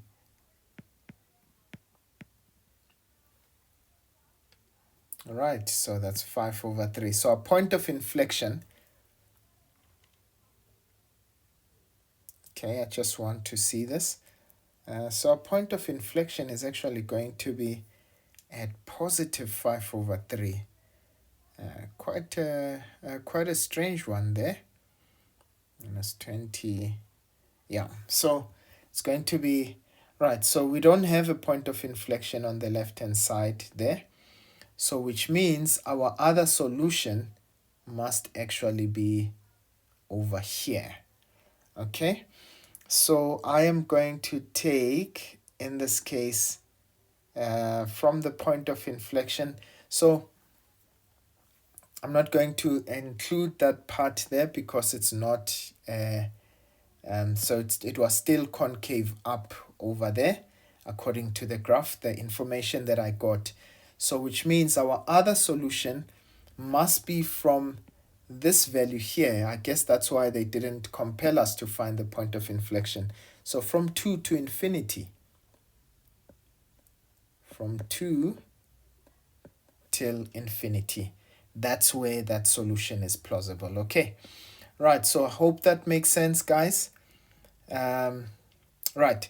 Now they say to us, for which values of k will f of x plus k? So they're simply saying when we shift the graph, right, is equal to 0, have 2 negative and 1 positive root.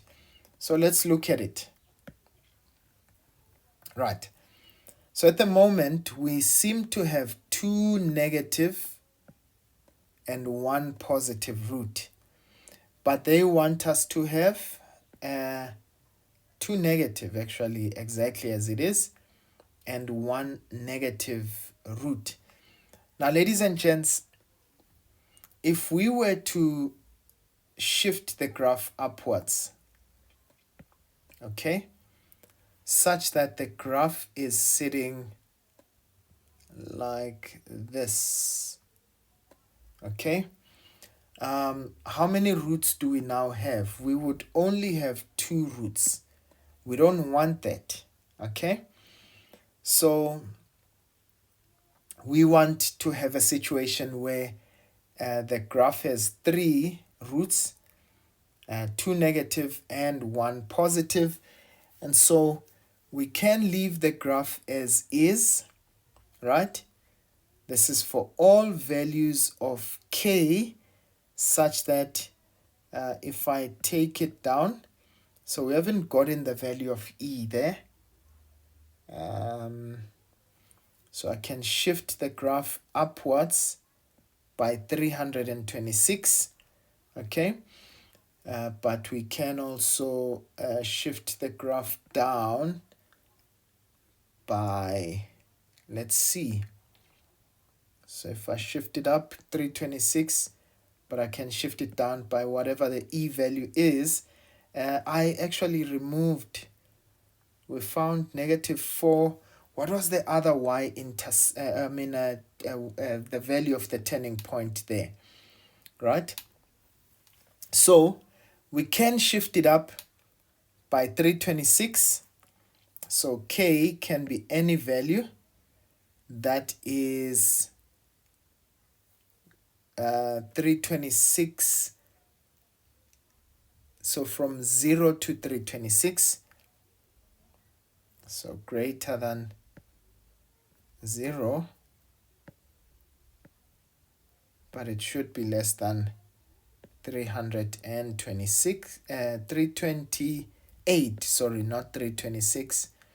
Right, so that's the first one, between 0 and 328, but we can also take it down. Now, please, ladies and gents, I just removed the x value for the other turning point. So if you can find out what the y value of it is, so then y must be less than whatever that y value is over there, right? And that's the only way in which we can get all values to become. So k must be less than the y value at e. Those are your solutions. All right, so that is really how the cookie crumbles, ladies and gents. Okay, and we leave question 8 right there, and we've gotten ourselves 17 marks. All right, awesome stuff. All right, and now let's go into question number 9. All right, they say to us, refer to the figure showing the parabola given by f of x is 4 minus x squared over 4 between 0 to 4. They say D is the point x and 0. And they say DB is parallel to the y-axis. So this is a vertical line over here, right? With B on the graph of f, right? Now they say to us, write down the coordinates of B in terms of x. So if this is a vertical line, it means if this D here is x, that means the x value at B is also x. But remember, the y value is on the graph, the purple graph, right? F of x. So that means the y value would be 4 minus x squared over 4. So those are the coordinates of B. It will be x and 4 minus x squared over 4. So whatever the expression of B was, we would have just substituted, whatever the value of, the x value at D at that point, just to get the y value. Right, so they say show that the area of triangle OBD is given by that expression. Now remember, so this is a vertical line, that is BD, and this is a horizontal line. And we know that the area of a triangle, they called it A, right, is always equal to half base times perpendicular height. So in this case, our base is OD, and the distance there is x. So that would be x multiplied by h, the height there. And so if you take the perpendicular height, it will actually be that value there, 4 minus x squared over 4 minus 0, because the height at that point there is 0, right? So this will be simply 4 minus x squared over 4, right, minus 0. And so half of x in this case will be 2x, right? And half of x multiplied by x squared over 4, you'll see that this will give us actually, and I see they made a mistake there. They just wrote it as x squared over 8. It should be x cubed. So this is minus x cubed over 8. So that's the correct value of it. Okay. Yeah. So now let's go to the next question. They say determine how far D should be from O in order that the area of OBD is as large as possible. So we've got an expression for the area in terms of x. So to maximize that area, we simply take the derivative and make it equal to 0. So this would be 2 minus, so this is 3 over 8 x squared, all right, and we know this is equal to 0. Right, let's try and solve as much as we possibly can. All right, I'm gonna do it on the other side. So this would be negative 3 over 8 x squared is equal to, now note, this is simply going to be negative 2 on the other side. So what do? Multiply by the inverse, so multiply by 8 over 3. But what I do on the left, I do on the right. Multiply by negative 8 over 3. So x squared is equal to positive 16 over 3. Now we can take the square root of on both sides, so x would actually be equal to, now we know we're going to have plus or minus, but remember we're on the positive side here, so that would be the square root of 16 over 3, right? So in that case, square root of 16 is 4, so this is 4 over root 3. That's the value of x. That is the distance OD, right? Because that just represents the x value. Right, I hope that we got that, ladies and gents. So the value of OD should be 4 over root 3. Nothing wrong if you, that's 4 over root 3 units. Okay, right, let's go on to the next question. All right, now we go on to question number 10. They say to us, in a survey, 1,530 skydivers were asked if they had broken a limb. The results of the survey were as follows, right? So there they give us a contingency table, right? They say calculate the values of A, B, C, and D. Now, quite easy to do this because it means 463 plus A should give us 913. So we can just subtract these two from each other. So A would be 913 minus 463. So that means that A is 450. Okay, and let's see. What about B? So B, we know if we add those two together, they should give us that total. So for B, we're going to say 782 minus the 463. Okay, so 782 minus 463, and that should give us 319. Okay, and let's go for the next one. All right, for C, we've got 319. Okay, plus C should give us 617. So we're going to say 617 minus 319, and this gives us 298.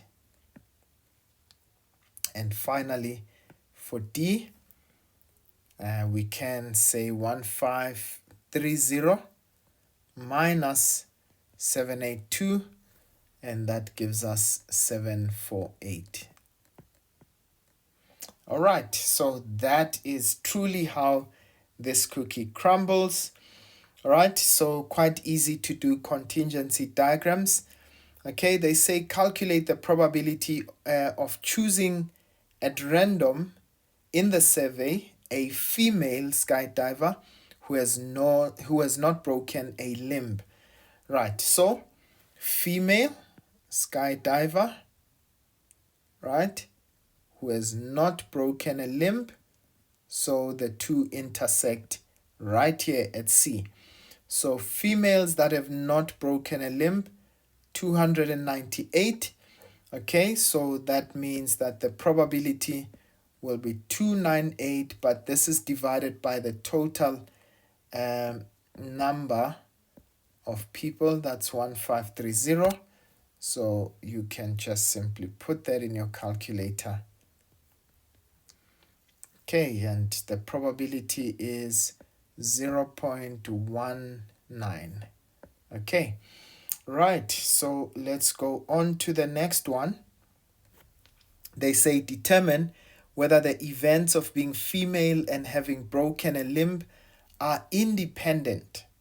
Okay, so remember, for independent events, so I'm going to look at being female and breaking a limb, having a broken limb. So the probability of being female and broken limb. Okay, right. So firstly, let's look at that one. So females that have broken a limb. Okay, so we said females that have broken a limb, that's 450 over 1530.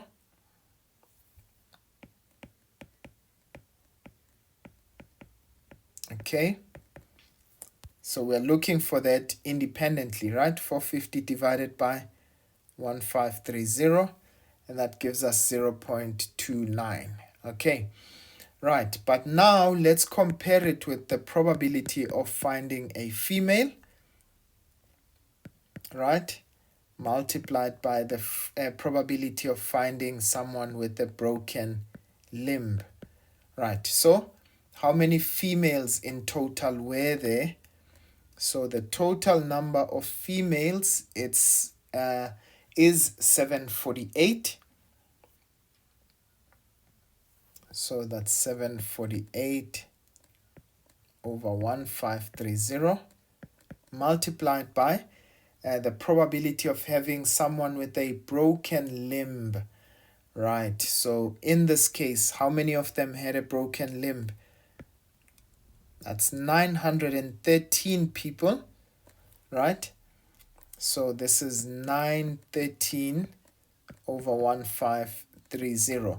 Now, if those two are equal, and if those two probabilities are equal, then we know that the events are actually independent, right? So 748 over 1530, and this is multiplied by 913 over 1530. All right, and guess what? I find 0.29. So therefore, what does that mean to us? It means that the events are definitely independent. So therefore, being female and having a broken limb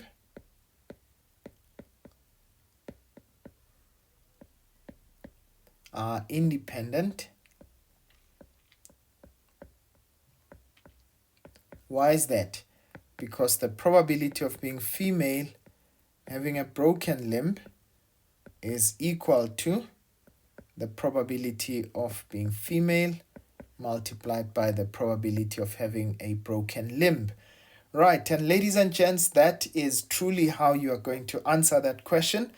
Right, I hope that makes sense to you. Right, and then we get to 10.2. Okay, let's see if we'll have enough space. Actually, we can just remove this. I'm sure you would have already written it down or seen it, okay, and thought about it. Okay, so let's quickly have a look at the next question.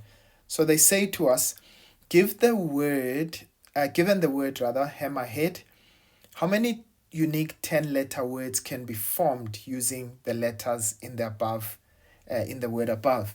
Right, so we know in this case we're looking for a 10-letter word.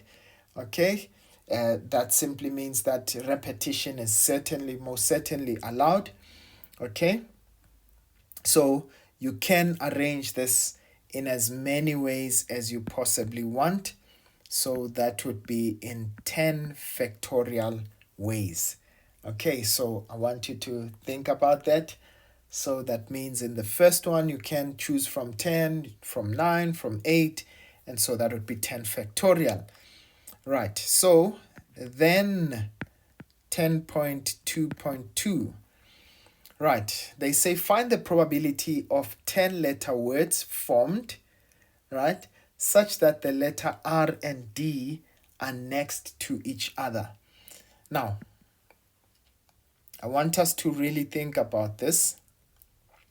So we've got 10 letters, right?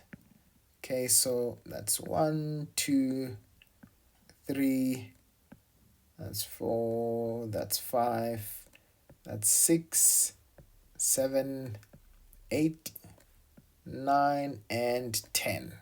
Right, so these are all the spaces, right? 1, 2, 3, 4, 5, 6, 7, 8, 9, and 10.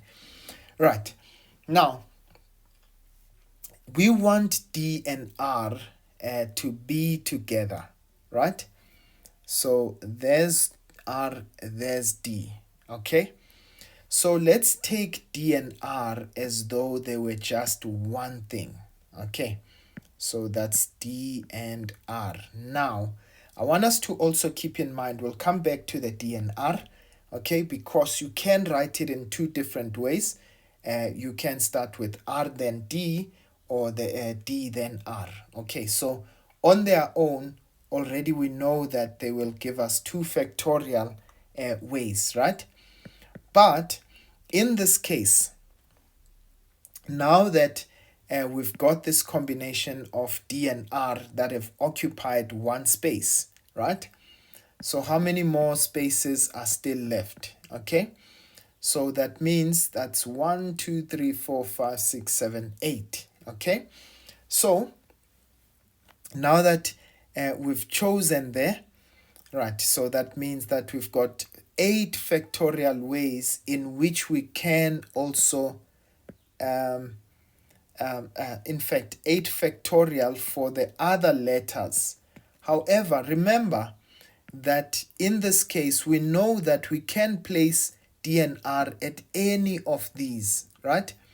So that means if I take this as D and R, okay, as one thing, so I've got actually 9 cells. So I can choose 9 here, that is inclusive of the D and R, right?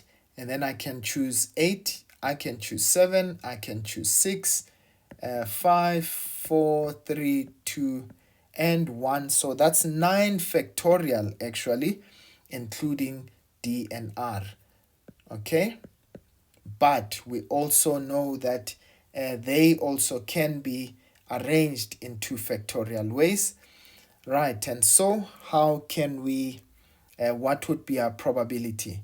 So the probability, remember we are not just looking for the number of possibilities, we're looking for a probability. So we're going to say 2 factorial times 9 factorial divided by the total number of possibilities, that's 10 factorial, right? So that's going to be 2 factorial multiplied by 9 factorial divided by 10 factorial. Okay, and my probability there is 0.2. Ladies and gents, that is really how the cookie crumbles. I hope that you enjoyed this question paper. I really enjoyed walking you through it. If there are any questions on any question that I've actually tried to do, please let me know. Don't forget to subscribe and like. And as you prepare for the exam, I hope that you found this very useful. I'll be coming back with question or paper 2. All right. But for now, I'll see you guys next time. Sharp, sharp.